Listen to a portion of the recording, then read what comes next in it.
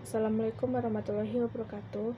Baiklah, saya Lucia Rizka, NIM 3219206, akan menjelaskan mengenai teori penawaran Islami. Menurut Winardi, penawaran adalah jumlah produk tertentu yang para penjual bersedia untuk menjualnya pada pasar tertentu pada saat tertentu. Menurut Lipsey dan kawan-kawan, makin tinggi harga suatu produk, makin besar jumlah produk yang ditawarkan, dengan catatan faktor yang lain sama. Jadi dapat disimpulkan bahwa penawaran adalah jumlah barang ataupun jasa yang tersedia dan dapat ditawarkan oleh produsen kepada konsumen pada setiap tingkat harga tertentu dan jumlah periode tertentu pada periode waktu tertentu. Harga satu barang adalah faktor yang paling penting untuk menentukan penawaran barang. Oleh karena itu, teori penawaran atau supply selalu memfokuskan perhatian terhadap hubungan antara tingkat harga dengan jumlah barang yang ditawarkan. Ibnu Khaldun berpendapat tentang penawaran, bila penduduk kota memiliki makanan yang berlebih dari yang mereka butuhkan, akibatnya harga makanan menjadi murah.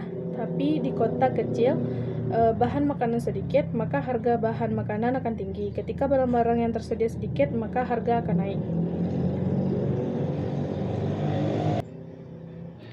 Namun, bila jarak antar kota dekat dan aman, akan banyak barang yang diimpor sehingga ketersediaan barang akan melimpah, sehingga barang akan turun.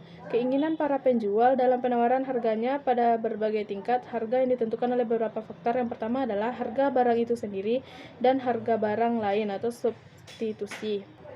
Jika harga barang naik, maka penawaran akan meningkat, dan jika harga barang rendah, maka penawaran akan menurun.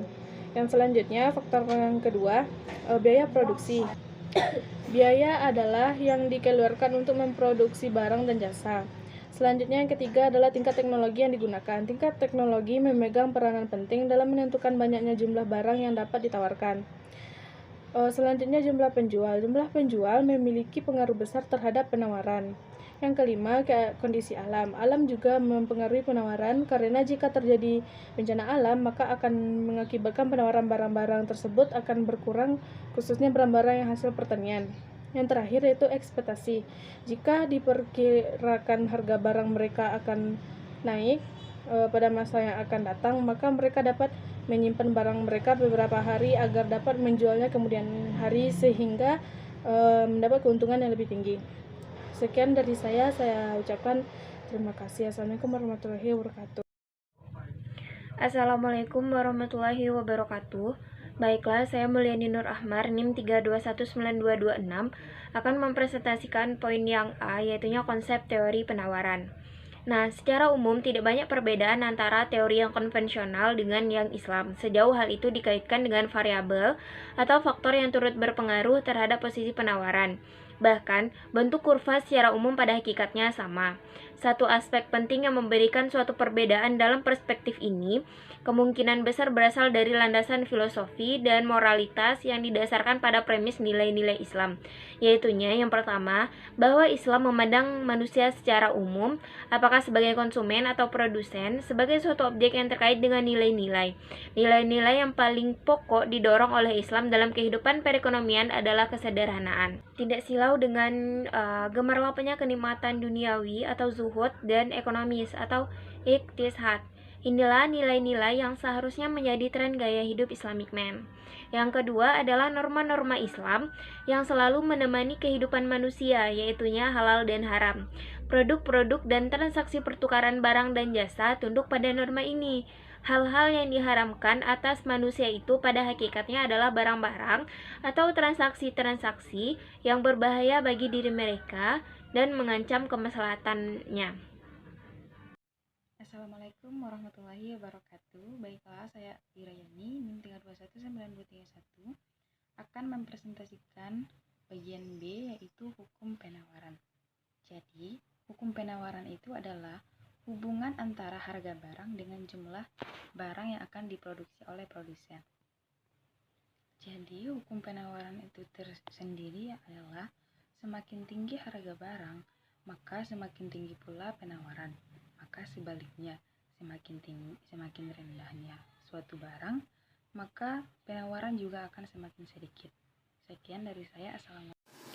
Assalamualaikum warahmatullahi wabarakatuh. Baiklah, saya Wilda Irsyad, NIM 3219235 akan menjelaskan poin kedua, yaitu hukum penawaran. Faktor-faktor yang mempengaruhi produsen menawarkan produk di pasaran yaitu yang pertama, harga barang itu sendiri, yang kedua, harga barang pengganti, yang ketiga, biaya produksi, yang keempat, kemajuan teknologi, yang kelima, pajak, dan yang terakhir, tujuan perusahaan.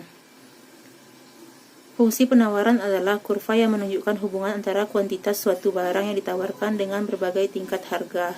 Assalamualaikum warahmatullahi wabarakatuh. Saya Bendi Pernata, NIM 3219213. Di sini saya akan memaparkan di bagian C, yaitu implementasi pajak dan zakat dalam penawaran.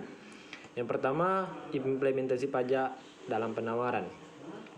Menurut Profesor Ahmad Sumirto, SH, pajak adalah peralihan kekayaan dari pihak rakyat kepada kas negara untuk membiayai pengeluaran rutin, dan surplusnya digunakan untuk publik saving dan merupakan sumber utama untuk membiayai public investment. Sedangkan dalam Islam, pajak sering diistilahkan dengan al-maks, ad-dariba, al-karak, al-ush. Selanjutnya di poin kedua, yaitu implementasi zakat dalam penawaran. Secara bahasa, kata zakat punya beberapa makna. Di dalam kamus Muj'am al-Washid disebutkan bahwa di antara banyak makna, kata zakat antara lain yaitu mempunyai 3. Yang pertama itu bertambah, kedua tumbuh, dan ketiga keberkahan. Itulah presentasi yang dapat saya sampaikan. Sekian, terima kasih. Wassalamualaikum warahmatullahi wabarakatuh. Baiklah, saya Fajriyati Israk dengan NIM 3219223 akan melanjutkan presentasinya, yaitu zakat merupakan ibadah yang mengandung 2 dimensi. Ialah dimensi hablum minallah dan hablum minannas. Ada beberapa tujuan yang ingin dicapai kebutuhan pihak-pihak yang memerlukan dari harta kekayaan sebagai perwujudan dari rasa tolong-menolong antar sama manusia beriman. Secara sosiologis, zakat adalah refleksi dari rasa kemanusiaan, keadilan, keimanan, serta ketakwaan yang mendalam yang harus muncul dari dalam sikap orang kaya. Zakat ini merupakan ibadah maliyah ijtimaiyah yang memiliki posisi yang sangat penting strategis menentukan, baik dilihat dari sisi ajaran Islam maupun dari sisi pembangunan kesejahteraan umat. Objek zakat perniagaan adalah barang yang diperjualbelikan. Ilmu ekonomi ini berarti yang menjadi objek zakat perniagaan adalah revenue cost. Ulama mengenai komponen biaya. Baiklah, sekian presentasi dari saya. Assalamualaikum warahmatullahi wabarakatuh.